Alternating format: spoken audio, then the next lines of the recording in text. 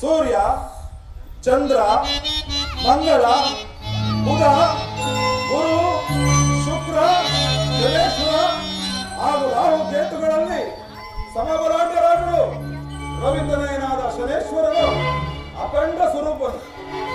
ಆತನು ಹುಟ್ಟಿದ ತಕ್ಷಣ ಆತನ ತಂದೆಯಾದ ಸೂರ್ಯ ಭಗವಾನನು ಮಗನನ್ನು ನೋಡಲಿಕ್ಕೆ ಬಂದಾಗ ಮಗನ ವಕ್ರ ದೃಷ್ಟಿಯು ತಂದೆಯ ಮೇಲೆ ಬೀಳಲಾಗಿ ಸೂರ್ಯನು ಎಳವನಾದನು. ರಥಕ್ಕೆ ಕಟ್ಟಿದ ಕುದುರೆಗಳಿಗೆ ಕಣ್ಣು ಕಾಣದಾಯಿತು, ಲೋಕ ಭೀಕರವಾಯಿತು.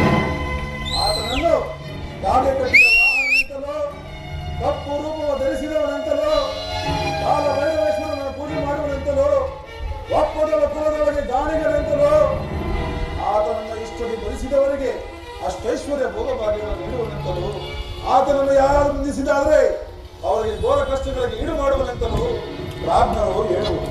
ಆದ್ದರಿಂದ ಆತನನ್ನು ನೀನು ಭಕ್ತಿಯಿಂದ ಭರಿಸುವಂತನಾಗು. ಸ್ವಾಮಿ ರಾಜ